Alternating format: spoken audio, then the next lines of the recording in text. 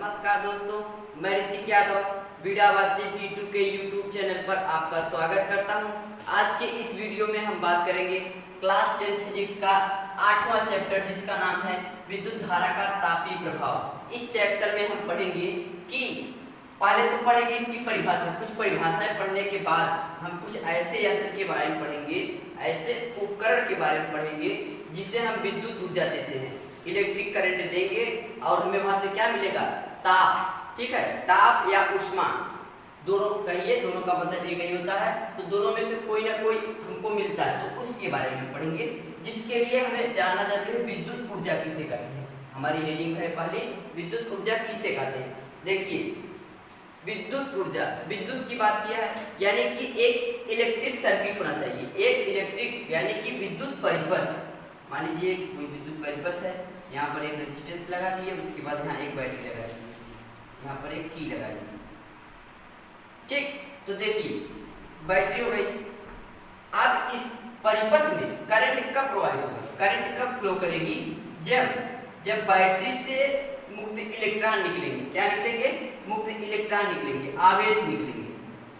ठीक है, आवेश निकलने के लिए और इस परिपथ में चलने के लिए क्या जरूरी होता है कि बैटरी उसको एनर्जी देता है। एनर्जी मतलब ऊर्जा देता है। किस प्रकार की ऊर्जा? विद्युत ऊर्जा। तो विद्युत ऊर्जा जब इलेक्ट्रॉन, कोई इलेक्ट्रॉन या आवेश पाता है, तभी वो अपने स्थान से खिसक कर पूरे परिपथ में टहलता हुआ फिर बैटरी में आ जाता है। ठीक है, तो देखिए इसमें क्या हो रहा है, इस इलेक्ट्रॉन को एक स्थान से दूसरे स्थान तक ले जाने के लिए कुछ एनर्जी, कुछ ऊर्जा की आवश्यकता पड़ रही है। और ठीक इसी प्रकार इसमें देखिए इस चालक तार, ये कोई चालक तार है, इसके अंदर कई परमाणु होंगे, इसे बाहर बना देना है। चालक तार में कई छोटे छोटे परमाणु होते हैं इस तरह से। अब जब आवेश एक बिंदु से एक सिरे से दूसरे सिरे तक जाता है तो अपनी एनर्जी जो है उन जो चालक तार है उनके परमाणु से टकरा कर अपनी एनर्जी को खत्म करता है, लाश करता है। ठीक है, तो जिससे इसकी एनर्जी लगातार क्या होती है, कम होती है। क्यों कम होती है? क्योंकि वो क्या कर रहा है, अपने परमाणु चालक तार के जो धात्विक चालक तार हैं उनके परमाणु से टकरा रहा है। टकराने की वजह से क्या हो रहे हैं, उनकी एनर्जी धीरे धीरे खत्म हो रहे हैं। तो देखिए यानी कि इससे क्या पता चल रहा है कि किसी भी आवेश या इलेक्ट्रॉन को एक सिरे से दूसरे सिरे तक चलने के लिए कुछ एनर्जी की आवश्यकता पड़ती है, कुछ ऊर्जा की आवश्यकता पड़ती है।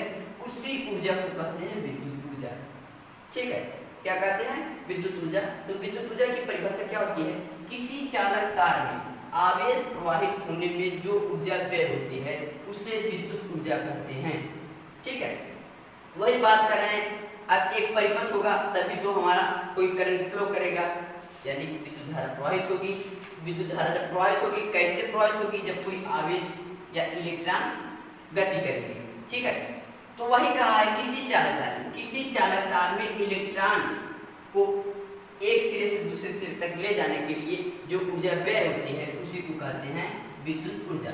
आगे देखिए, यदि किसी चालक के सिरों के बीच विभवांतर, और देखिए चालक में इलेक्ट्रॉन या विद्युत धारा या मुक्त इलेक्ट्रॉन तभी प्रवाहित होंगे जब चालक के सिरों के बीच विभवांतर में अंतर होगा। यहाँ का विभवांतर अलग होना चाहिए, यहाँ का विभवांतर अलग होना चाहिए, तभी विद्युत धारा प्रवाहित होगी। ठीक है, इसीलिए इस लाइन में बात किया है, यदि किसी चालक के सिरों के बीच विभवांतर भी हो, इनके और इनके बीच विभवांतर क्या हो, भी हो, तो Q कूलम आवेश को, मान लीजिए कोई आवेश है Q कूलम आवेश को चालक के एक सिरे से दूसरे सिरे तक ले जाने में व्यय वैद्युत ऊर्जा को W से लिखते हैं। W = V × Q, यानी कि विद्युत ऊर्जा बराबर विभवांतर गुणे आवेश। ठीक है, अब आगे क्या कहा है, आगे कहा है कि विद्युत ऊर्जा को विभवांतर व धारा के पदों में निकालिए। इसका मान विद्युत ऊर्जा को क्या लिखते हैं, W से। देखिए इसको मिटाते रहिए, वाला फिगर सिर्फ समझाने के लिए बताया गया था। देखिए अब विद्युत ऊर्जा W बताना है किस फॉर्म में, विभवांतर और धारा के पदों में। विभवांतर V, धारा I, दोनों के पदों में बताना है। तो देखिए यहाँ पर V इंटू, आप जानते हैं Q = होता है I × T। I × T कहाँ से आया, इसके ऊपर वाला सूत्र होता है I = Q/T। विद्युत धारा होता है आवेश बढ़ते समय। ठीक, तो यहाँ से Q का मान निकालेंगे तो IQ हो जाएगा। इस Q का मान समीकरण नंबर 1 पे रखने पर, ठीक है, V पहले से ऑलरेडी है, इनटू Q का मान रखेंगे तो I इंटू टी, तो W इक्वल टू क्या आ गया VIT।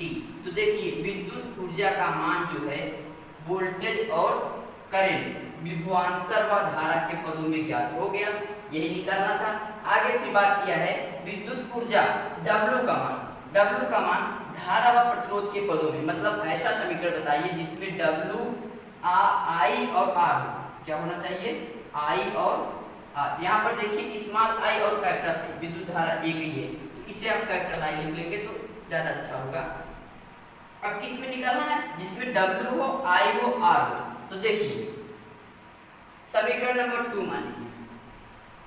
अब इस समीकरण में देखिए I है, V नहीं रहना चाहिए, तो यानी V के स्थान पर हम कोई मान रख देंगे तो ओम के नियम से क्या कहेंगे, ओम के नियम से V इक्वल टू क्या होता है I into R, V equal to I into R।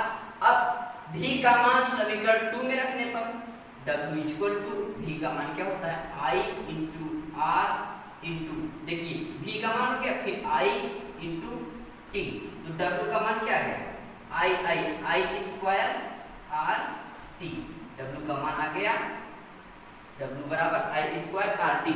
तो यही कहा था आपसे विद्युत ऊर्जा का मान धारा व प्रतिरोध के पदों में, आ गया हमारा आंसर।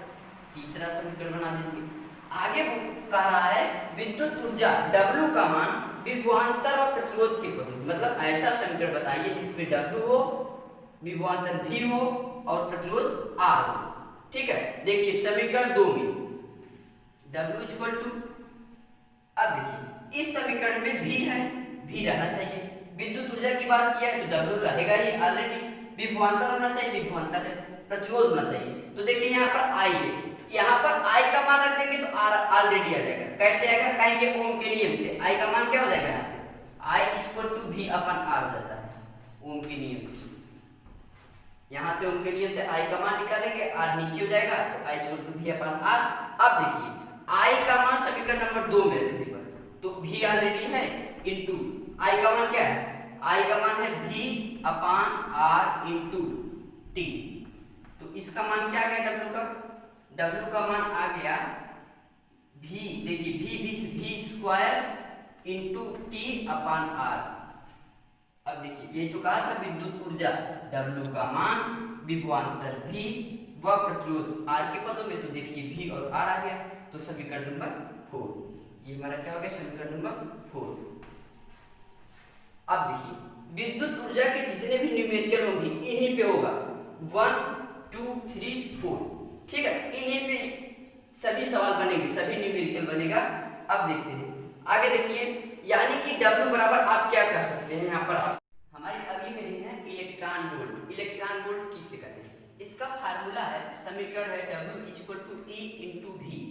अब देखिए क्या कहते हैं, यदि किसी चालक, ये हमारा क्या है चालक, यदि किसी चालक के सिरों के बीच विभवांतर V हो तो एकांक आवेश को चालक के एक सिरे से दूसरे सिरे तक ले जाने में किया गया कार्य W इक्वल टू E गुणे V, किया गया कार्य क्या हो जाता है W equal to E into V। तो उसमें क्या है, फिर आगे कहेंगे इलेक्ट्रॉन वोल्ट कार्य या ऊर्जा का बहुत छोटा मात्रक है, कार्य या ऊर्जा का बहुत छोटा मात्रक है। उसके बाद अब देखिए आगे आप क्या कर सकते हैं, V इक्वल टू अगर 1 वोल्ट मान लिया जाए, V इक्वल टू अगर क्या मान लिया जाए 1 वोल्ट हो तो, और Q का मान क्या होगा 1, ठीक। तो आप क्या कहेंगे, इसकी परिभाषा कैसे बनाएंगे, पहले लिखेंगे W इक्वल टू E का मान आप लोगों को पता होगा E इक्वल टू 1.6 इंटू 10 के पावर माइनस 19। E का मान क्या हो जाता है, ये एक फिक्स मान है, एक नियत मान है, इसको तो रखना ही पड़ेगा 1.6 इंटू 10 के पावर माइनस 19 इंटू V का मान क्या हो जाता है 1, तो W इक्वल टू क्या जाता है 1.6 इंटू 10 के पावर माइनस 19।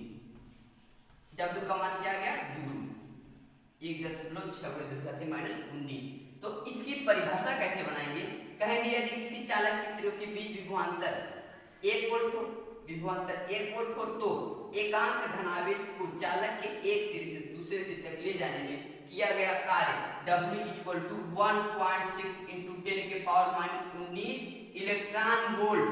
क्या होगा? इसका मान क्या हो जाएगा? इलेक्ट्रॉन वोल्ट, क्योंकि ये कार्य का ही मात्रक है और छोटा मात्रक है, इसलिए यहाँ पर क्या लिखेंगे? Electron volt. ठीक है, तो हमारी अगली हेडिंग होगी अब। देखिए इसमें थोड़ा सा प्रॉब्लम हो गया, यहाँ पर इलेक्ट्रॉन वोल्ट नहीं होगा, यहाँ पर जूल होगा, लेकिन यहाँ पर 1 इलेक्ट्रॉन वोल्ट हो जाएगा। 1 इलेक्ट्रॉन वोल्ट इक्वल टू, पूरा हिंदी में लिख देते हैं, 1 इलेक्ट्रॉन वोल्ट बराबर, 1 इलेक्ट्रॉन वोल्ट बराबर हो जाता है 1.6 इंटू 10⁻⁻19 जूल। ठीक है, क्या हो जाएगा? तो इलेक्ट्रॉन वोल्ट क्या है? कार्य का ही छोटा मात्रक है, इस कार्य का मात्रक जूल होता है, इसलिए लास्ट में यहाँ पर क्या लिखेंगे? जूल। अब देखते हैं अगली हेडिंग हमारी। अगली हेडिंग है विद्युत धारा का तापीय प्रभाव। सिंपल, पहले आप समझेंगे, यदि कोई चालक तार होता है तो जब इसमें करंट विद्युत धारा प्रवाहित की जाती है तो ये चालक तार गर्म हो जाता है। ठीक है, इसी घटना को क्या कहते हैं? विद्युत धारा का तापीय प्रभाव। अब ये कैसे गर्म होते हैं, पहले इसको समझेंगे। जब कोई इलेक्ट्रॉन किसी चालक तार में गति करते हैं, ठीक है, तो चालक तार कुछ परमाणु से मिलकर बने होते हैं, क्योंकि ब्रह्मांड का सभी पदार्थ परमाणु से मिलकर बना है, तो परमाणु से मिलकर बना है। इस प्रकार जब इलेक्ट्रॉन इस परमाणु से होते हुए जाते हैं तो क्या होता है? देखिए इसी का फिगर थोड़ा बड़ा समझाने की कोशिश कर रहे हैं यहाँ पर। तो देखिए जब इलेक्ट्रॉन इन परमाणुओं से जाएंगे तो टकराएंगे, जब टकराते हैं तो इनकी गतिज ऊर्जा इस परमाणु में चला जाता है और ये परमाणु क्या हो जाते हैं? हीट हो जाते हैं या गर्म हो जाते हैं। इसी को क्या कहते हैं? विद्युत धारा का तापीय प्रभाव। अब देखिए इसकी परिभाषा हम कैसे लिखेंगे? कहेंगे जब किसी चालक तार में विद्युत धारा प्रवाहित की जाती है तो चालक तार गर्म हो जाता है, इसी घटना को विद्युत धारा का तापीय प्रभाव कहते हैं। फिर अगली लाइन में आप लिखेंगे कि जब किसी चालक तार में मुक्त इलेक्ट्रॉन गतिशील होते हैं तो चालक तार उस चालक के परमाणु से, चालक तार में इलेक्ट्रॉन उस चालक के परमाणु से टकराते हैं, जिसके कारण इलेक्ट्रॉन अपनी गतिज ऊर्जा परमाणुओं को दे देते हैं, जिसकी वजह से परमाणु गर्म हो जाते हैं और हमारा पूरा तार क्या हो जाता है या पूरा परिपथ गर्म हो जाता है। इसी घटना को विद्युत धारा का तापीय प्रभाव कहते हैं। अब देखिए इसका मापन कैसे होता है। देखिए हमारी अगली हेडिंग है चालक में उत्पन्न ऊष्मा की माप। अभी इसके पहले वाली हेडिंग में हम लोग बात कर रहे थे कि किसी चालक में ऊष्मा कैसे उत्पन्न होती है। तो जब ऊष्मा उत्पन्न होगी, कितनी उत्पन्न होगी, उसको किस में मापते हैं, इस हेडिंग में हम जानेंगे। तो इसको जानने के लिए सबसे पहले हम मानेंगे कि माना किसी चालक का प्रतिरोध, ये कोई चालक है, किसी चालक का प्रतिरोध कैपिटल R है तथा चालक के सिरों के बीच विभवांतर V है, चालक में प्रवाहित होने वाली विद्युत धारा I है, या आप इस तरह से कह सकते हैं चालक में I एम्पीयर की धारा T समय तक प्रवाहित हो रही है। तो उस चालक में व्यय वैद्युत ऊर्जा, तो व्यय वैद्युत ऊर्जा W आप लोगों को बताया गया था उस दिन VIT था। क्या था? VIT। अब एक समीकरण हमारा ये हो गया, समीकरण बन गया। और देखिए इसमें W क्या है? जूल, क्योंकि ये कार्य कहिए चाहे ऊष्मा कहिए चाहे ऊर्जा कहिए चाहे कार्य कहिए, तो दोनों का मात्रक जूल ही होता है। तो देखिए उस चालक में उत्पन्न ऊष्मा क्या हो गई? उस चालक में व्यय विद्युत ऊर्जा क्या हुई? W=VIT जूल हो गया। अब देखिए, अब जो ऊष्मा उत्पन्न होती है उसको किस में नापते हैं? कैलोरी में। किस में नापते हैं? कैलोरी में मापते हैं। तो अब इस जूल को कैलोरी में बदलना होगा तभी तो हमारी ऊष्मा निकलेगी, इसलिए कहते हैं 1 कैलोरी बराबर होता है 4.2 जूल। क्यों? जूल के स्थान पर हम कैलोरी का मान रखेंगे, इसलिए कहेंगे 1 जूल बराबर होता है 4.1/4.2 कैलोरी। क्या हो गई? कैलोरी हो गई। अब देखिए जूल के स्थान पर कैलोरी रख देंगे तो हमारी ऊष्मा की माप हो जाएगी। अब आगे कैसे समझेंगे? कहेंगे यदि T 3 सेकंड तक विद्युत धारा प्रवाहित होगी तो चालक में उत्पन्न उष्मा को H से लिखते हैं। तो H इक्वल टू होता है W/4.2 जूल। अब इस समीकरण से आपको क्या समझ में आ रहा है? देखिए अगर यहाँ पर कैलोरी हो जाएगा, क्योंकि हमने इसको जूल को किस में बदल रखा है? कैलोरी।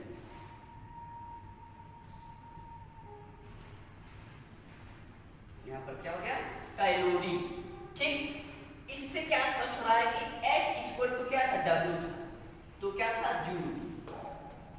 यानी चालक तार में व्यय विद्युत ऊर्जा ही चालक तार उष्मा है। क्या है?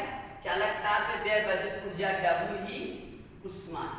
उष्मा की माप इसी को मापना था, तो H बराबर W होता है, लेकिन H का मापन किस में करते हैं? कैलोरी में। इसलिए जूल को हमने क्या कर दिया? कैलोरी में चेंज कर दिया। तो ये वाला समीकरण नहीं होगा। इसे सिर्फ समझाने के लिए हमने लिखा है कि जूल होता है, W का मान जूल होता है, लेकिन H को हम कैलोरी में मापते हैं। उष्मा को किस में मापते हैं? कैलोरी में। इसलिए जूल को कैलोरी में बदलने के लिए 1/4.2 का गुणा करना पड़ा, जिससे समीकरण हमारा क्या आ गया? समीकरण नंबर 2। इसे मान लीजिए समीकरण नंबर 1 हो गया, इसे मान लीजिए समीकरण 2 हो गया। ठीक, तो यहाँ पर H का मान क्या आ गया? H equal to W/4.2 calorie. अब देखिए आगे H इक्वल टू, एक तो समीकरण हमारा ये हो गया, उत्पन्न उष्मा की माप W इक्वल टू 4.2 कैलोरी। एक समीकरण ये आ गया। दूसरा समीकरण अगर पूछ दिया आपसे कि किसी चालक में उत्पन्न उष्मा की माप विभवांतर व धारा के पदों में, मतलब कि जिसमें H हो, V हो, I हो, उसमें निकालना होगा, तो आप क्या करेंगे?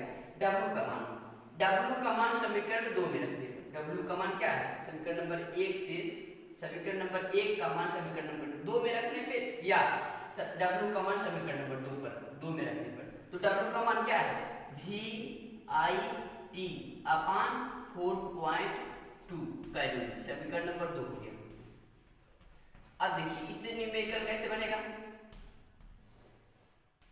समीकरण नंबर 3 इसे बना लीजिए। अब देखिए अगर प्रश्न में आ गया कि T का मान दे दे 5 सेकंड में किसी चालक के सिरे के बीच विभवांतर V का मान दे दे, बता दे कि चालक में इतनी एम्पीयर की धारा प्रवाहित हो रही है, इतने समय तक प्रवाहित हो रही है, T का मान दे दे, आपसे H पूछे, तो आप समीकरण नंबर 3 लगाइए। अगर आपको डायरेक्ट दे दिया कि व्यय विद्युत ऊर्जा W का मान दे दिया, तो डायरेक्ट इसमें रखिए। ठीक है, अब देखिए W के कई मान थे, उस दिन आप लोग निकाले थे।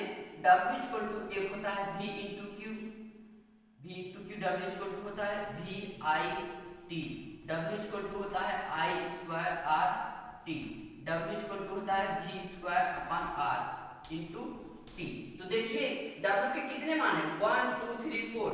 अगर आप W के स्थान पर इन्हीं का मान रख देंगे तो H का मान आ जाएगा। तो देखिए ये वाला रखते नहीं है, आप रख भी सकते हैं, ऐसी कोई बात नहीं, आप रख भी सकते हैं। तो H इक्वल एक मान हमने रख दिया। ठीक, दूसरा मान रख देंगे, क्या हो जाएगा? I²RT/4.2 calorie. क्या गया? कैलोरी। समीकरण नंबर 4। अब एक बात और, उसमें किस तरह से निकालना है? तो ओम के नियम से V/IR से निकालना है। सेम उसी प्रकार इसमें भी आप निकाल सकते हैं। ऐसी बात नहीं है कि आप W का मान डायरेक्ट रखेंगे। ठीक है, हमने आपको इसलिए बता दिया ताकि आपको सिर्फ एक रखिए और सब आ जाए। तो देखिए यहाँ पर अगर आ गए समीकरण नंबर 3 की VIT, मतलब कि उत्पन्न उष्मा की माप विभवांतर व धारा के पदों में। किसमें? विभवांतर व धारा के पदों में। ठीक, अब ये किसमें आ गया है? करंट या धारा व प्रतिरोध के पदों में आ गया है। ठीक, कैसे आया अब इसको देख लेते हैं। ओम के नियम से V इक्वल टू, अब देखिए किसमें का रहा है? एक तो आप निकाल लिए VI, एक निकल गया, दूसरा IR निकालना है आपको। तो देखिए I का मान ऑलरेडी है, V का मान नहीं रहना चाहिए, R का मान होना चाहिए। जिसका मान नहीं रहना चाहिए उसी का मान यहाँ पर रख देते हैं। देखिए V का नहीं रहना चाहिए, तो V का मान क्या होता है? I इंटू R होता है। ठीक, तो ओम के नियम से V equal to IR, V का मान समीकरण नंबर 3 में रखने पर, V का मान समीकरण नंबर 3 में रखेंगे तो ये प्राप्त हो जाएगा। ठीक है, अब देखते हैं आगे H इक्वल टू, अब ये किसमें आ गया? धारा व प्रतिरोध के पदों में 3 ही होता है। अब देखिए वोल्टेज या विभवांतर और प्रतिरोध के पदों में कैसे लाएंगे? अब देखिए इसमें क्या है? समीकरण 3 को ही पकड़ेंगे, उसी में 2 बार मान रख देंगे, हमारा सब आ जाएगा। अब देखिए इसमें वोल्टेज पूछ रहा है, वोल्टेज है, प्रतिरोध रहना चाहिए, प्रतिरोध नहीं, धारा है, तो इससे नहीं रहना चाहिए, तो आई फिर से कहेंगे ओम के नियम से, आई इक्वल टू क्या होता है V अपान R। आई का मान समीकरण नंबर 3 में रखने पर V इंटू आई का मान क्या होता है V अपान R इंटू क्या है T, फिर अपान क्या है 4.2, ठीक, क्या है 4.2 है। तो यहाँ से H का मान क्या हो जाएगा V, दिस क्या हो जाएगा V स्क्वायर, फिर क्या है T अपान 4.2 R। H का मान क्या आ गया विभवांतर और प्रतिरोध की पदों में, विभवांतर व प्रतिरोध की पदों में। तो समीकरण नंबर 5 मान लेते हैं। तो देखिए उत्पन्न ऊष्मा की माप किस में आई है, पहले तो कैलोरी में होना चाहिए, तो जूल को डायरेक्ट कैलोरी में बदल दिए। अब यहाँ से विभवांतर व धारा के पदों में, उसके बाद धारा व प्रतिरोध के पदों में, विभवांतर और प्रतिरोध के पदों में, तीनों में आ गया है। अब हमारी अगली हेडिंग होगी, इस समीकरण को आप याद रखेंगे। देखिए अगली हेडिंग है विद्युत धारा के तापीय प्रभाव के व्यावहारिक अनुप्रयोग। मतलब कि हम ऐसे उपकरण, व्यवहार में ऐसा कौन सा उपकरण है जिसे हम विद्युत ऊर्जा देंगे, विद्युत देंगे और हमें ताप देगा, ठीक है, ऊष्मा देगा, तो उसके बारे में पढ़ेंगे। इसलिए कहेंगे विद्युत धारा के तापीय प्रभाव के निम्नलिखित व्यवहारिक अनुप्रयोग हैं, जिसमें है पहला विद्युत बल्ब। तो विद्युत बल्ब व्यवहारिक है क्योंकि सभी घरों में प्रयोग किया जाता है, इसे बड़ी आसानी से समझाया जा सकता है। आप सिंपल सा कहेंगे कि विद्युत बल्ब ऊष्मीय प्रभाव पर आधारित एक प्रकार का उपकरण है या अवयव है। जब विद्युत बल्ब को विद्युत धारा दी जाती है, या कहेंगे जब बल्ब को विद्युत धारा दी जाती है, तो उसका तंतु लाल तप्त, उसका तंतु 1500 डिग्री सेल्सियस से 1500 डिग्री सेल्सियस से 2500 डिग्री सेल्सियस तक गर्म हो जाता है, 2500 डिग्री सेल्सियस तक गर्म हो जाता है, जिसकी वजह से उसके तंतु से प्रकाश निकलने लगता है। अब हम आगे बात करेंगे विद्युत बल्ब की संरचना। पहले था विद्युत बल्ब, अब उसमें लिखेंगे संरचना। ऊपर तो पहले समझाएंगे क्या चीज होता है, बल्ब कैसे होता है, उसको बताने के बाद अब बताएंगे विद्युत बल्ब की संरचना कैसे होती है। अगर यदि आपने सूर्य बल्ब सही से देखा होगा तो आप इसे एकदम आसानी से बता सकते हैं। सिंपल कह देंगे कि विद्युत बल्ब कांच का एक खोखला गोला होता है, दिख रहा है, कांच का एक खोखला गोला होता है, जिसके अंदर की वायु को निकाल दी जाती है, जिसके अंदर की वायु को निकालकर निर्वात उत्पन्न किया जाता है, निर्वात बनाया जाता है, जिसके अंदर की वायु को निकालकर निर्वात बनाया जाता है। तथा ऊपरी भाग पर एल्यूमिनियम की टोपी लगी होती है, जिसपे 2 पिने होती है, 1 2। कितना सिंपल था, ऊपरी भाग पर। तो बल्ब का ऐसे बल्ब को दिखाया गया, तो इसे ऐसे करेंगे तो ऊपरी भाग पर देखिए एल्यूमिनियम की टोपी लगी हुई है और यहाँ पर क्या है 2 पिने। फिर आगे क्या है, जिसको एल्यूमिनियम की टोपी को चपड़ा या लाख से बंद कर दिया जाता है, सील कर दिया जाता है, ताकि वायु अंदर प्रवेश न करे। और इस चपड़े या लाख पर जस्ते की 2 टोपी होती है, आपने देखा भी, जस्ते की 2 टोपी होती है, जिसका संबंध दो चालक तार से होता है, जो कांच के नली के अंदर से होते हुए बल्ब के अंदर होता है। इस प्रकार इसकी संरचना होती है। थोड़ा सा समझ लीजिए, इससे 2 तार जुड़े होते हैं, जिसका संबंध 2 तार से होता है, और ये तार अंदर जाते कैसे हैं, कांच की नली के अंदर से, और इस प्रकार जाएंगे कि दोनों आपस में स्पर्श न करें, ठीक है, स्पर्श नहीं करते हैं।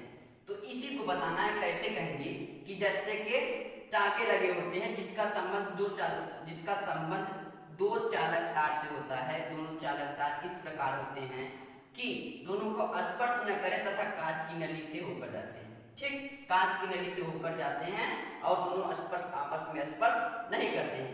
ये दोनों सिरे, चालक तार के दोनों सिरों का संबंध एक टंगस्टन के तार से होता है, एक महीन टंगस्टन के तार से होता है, जिसे क्या कहते हैं फिलामेंट या तंतु कहते हैं। तो देखिए यही तार जो है ऊपर आते हैं और अलग अलग हो जाते हैं, और इन्हीं पे क्या होता है टंगस्टन का तार लगा होता है। तो हम क्या कहेंगे कि दोनों चालक तारों का संबंध तंतु या क्या कहते हैं टंगस्टन के चालक तार से जुड़ा होता है जिसे तंतु या फिलामेंट कहते हैं। जब जब हम इसमें विद्युत धारा प्रवाहित करते हैं तो इसी को बताना था, पहले हमने बता दिया क्या क्या होता है। कह देंगे जब इसमें विद्युत धारा प्रवाहित करते हैं तो क्या होता है, यह 1500 से 2500 डिग्री सेल्सियस गर्म होता है और लाल तत्व श्वेत हो जाता है। और लाल तत्व होने की वजह से श्वेत प्रकाश उत्सर्जित करता है। क्या करता है, श्वेत प्रकाश उत्सर्जित करता है। ठीक है, आगे आप ये भी कहेंगे फिलामेंट का जो तापमान सहन करने की क्षमता होती है वो होती है 3400 डिग्री सेल्सियस, 3400 डिग्री सेल्सियस तक। ठीक, तो फिलामेंट का या फिलामेंट नहीं कहेंगे कि इसमें क्या लगा होता है, टंगस्टन के तार का गलनांक 3400 डिग्री सेल्सियस होता है, इसे भी बताएंगे। अब संरचना के आगे हम बताएंगे कि कैसे निर्वात उत्पन्न किया जाता है। तो देखिए क्या है, बल्ब में निष्क्रिय गैसों का भरना। क्यों हम बल्ब में निष्क्रिय गैस को भरते हैं, कैसे भरते हैं, तो हो गया। मान लीजिए कि निर्वात उत्पन्न करते हैं, नहीं ये जाना, लेकिन क्यों करते हैं। देखिए कम सामर्थ्य वाली बल्ब में, जैसे जिसका विद्युत शक्ति वाट दिया हो 50 वोल्ट, 100 वाट, 50 वाट, तो जितने कम वाट की बल्ब होंगे उसमें निर्वात उत्पन्न होगा, उसमें कोई किसी भी प्रकार का गैस नहीं होगा। लेकिन अधिक सामर्थ्य वाले जिसकी क्षमता विद्युत शक्ति अधिक हो, जैसे 200 वाट, 500 वाट, 1000 वाट, इस प्रकार के बल्ब में निर्वात के स्थान पर निष्क्रिय गैस कौन कौन सी, आर्गन या नाइट्रोजन भरी जाती है। अभी हम आगे बताएंगे, पहले इसको थोड़ा सा बताएंगे कि क्यों बल्ब में निष्क्रिय गैसों का भरना। तो आप इस तरह से कहेंगे, डायरेक्ट आप सीधा कहेंगे कि कम सामर्थ्य वाली बल्ब में निर्वात तथा अधिक सामर्थ्य वाली बल्ब में निष्क्रिय गैस नाइट्रोजन आप हिंदी में जानते होंगे, नाइट्रोजन और आर्गन गैस भरी जाती है। अब क्यों भरी जाती है इसे भी जानना जरूरी है, क्योंकि आप लोग जानते हैं अगर यहाँ पर वायु उपस्थित होगा तो बल्ब का फिलामेंट गर्म होता है कितना, 1500 से 2500 डिग्री सेल्सियस, 1500 से 2500 डिग्री सेल्सियस। इतना जब हीट होगा तो वो ऑक्सीजन से क्रिया करके ऑक्सीकृत हो जाएगा। ऑक्सीकृत होने का मतलब इसका विघटन हो जाएगा, ये क्या होगा, टूट जाएगा।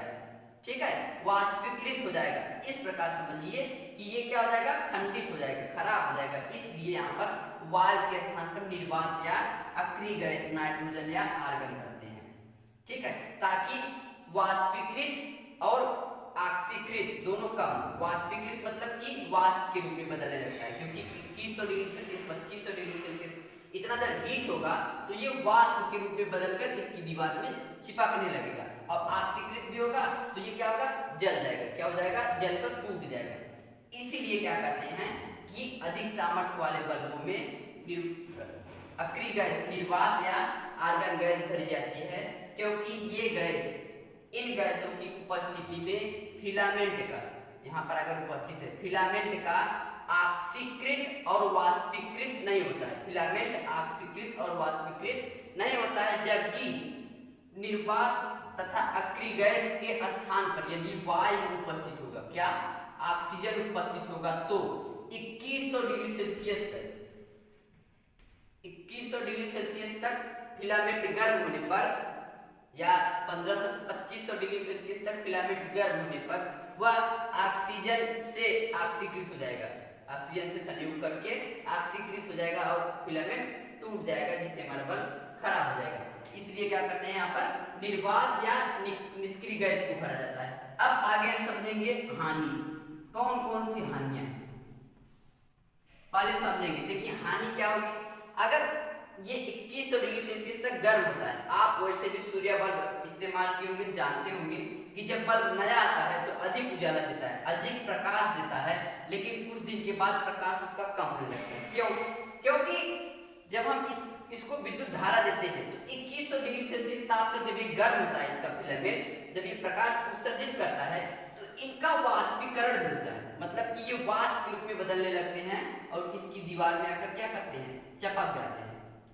इसकी दीवार में आकर ये चपक जाते हैं, जिसकी वजह से प्रकाश बाहर पूरी तरह से निकल नहीं पाता है, जिसकी वजह से हमें धुंधला दिखाई देने लगता है। तो हानि में क्या कहेंगे कि बल्ब का फिलामेंट 2100 डिग्री सेल्सियस तक तापमान पर गर्म होने पर इसका फिलामेंट वाष्पीकृत होने लगता है और वाष्पीकृत होकर बल्ब की दीवार पर चिपक जाता है, जिससे जिससे संपूर्ण प्रकाश बल्ब के बाहर निकल नहीं पाती है।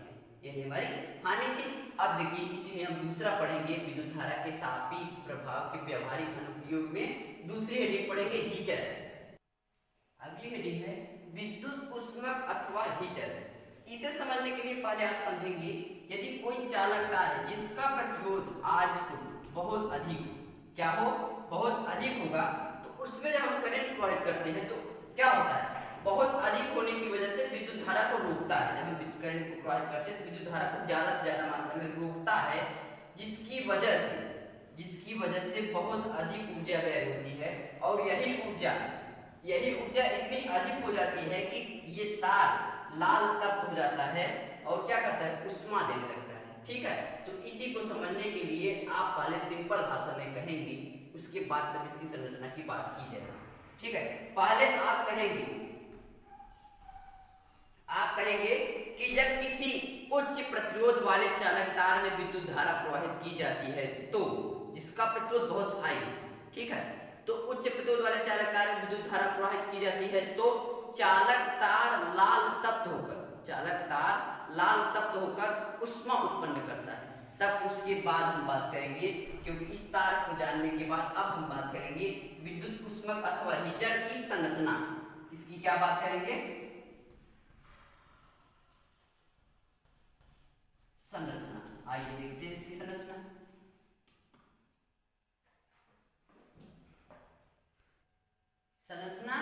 तथा हीटर की संरचना तथा कार्य दोनों पढ़ेंगे इसमें, कि इसकी संरचना कैसे होती है और यह किस तरह से कार्य करता है।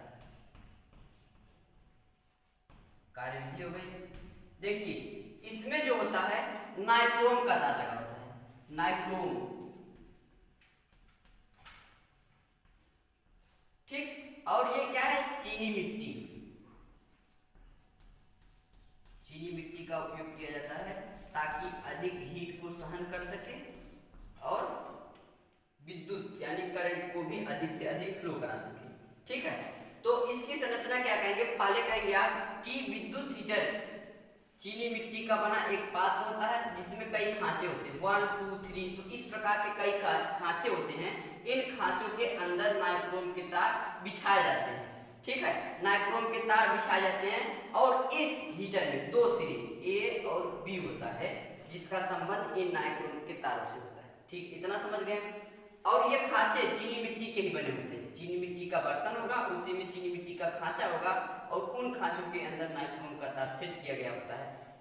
अब देखिए नाइक्रोम में निकिल की मात्रा होती है 80% तथा क्रोमियम की मात्रा होती है 20%। दोनों को मिलाने से क्या बनता है, नाइक्रोम। तो निकिल 80%, क्रोमियम 20% को मिलाने से जो बनता है उसे नाइक्रोम कहते हैं। तो इसका भी वर्णन आप करेंगे कि नाइक्रोम में निकिल 80% होता है, क्रोमियम 20% होता है, जो बहुत अधिक ताप को सहने में समर्थ तथा विद्युत का अच्छा चालक होता है। यानी कि विद्युत का अच्छा चालक भी होना चाहिए और ताप को सहने वाला भी होना चाहिए। ये नहीं कि अधिक करंट फ्लो करा दे, प्रतिरोध अधिक हो जाए, गर्मी अधिक होने लगे तो टूट जाए, ऐसा नहीं होना चाहिए। तो इसका भी वर्णन इस प्रकार करेंगे कि नाइक्रोम के तार में निकिल 80%, क्रोमियम 20% होता है। नाइक्रोम बहुत अधिक ताप को सहन कर सकता है या सहन करता है, इसलिए विद्युत हीटर में नाइक्रोम का उपयोग किया जाता है। और भी चालक तार उपयोग कर सकते थे, लेकिन नाइक्रोम का उपयोग इसीलिए किया जाता है क्योंकि अधिक तापमान सह सकता है और करंट को फ्लो करा सकता है तापमान अधिक होने पर भी। ठीक है, अब आप क्या कहेंगे, कार्य विधि में यही बताना है सिर्फ कि यदि हीटर के सिरे ए व बी से विद्युत धारा प्रवाहित की जाती है तो नाइक्रोम का प्रतिरोध बहुत अधिक होने की वजह से नाइक्रोम लाल तप्त हो जाता है, लाल तप्त होकर उष्मा प्रदान करने लगता है।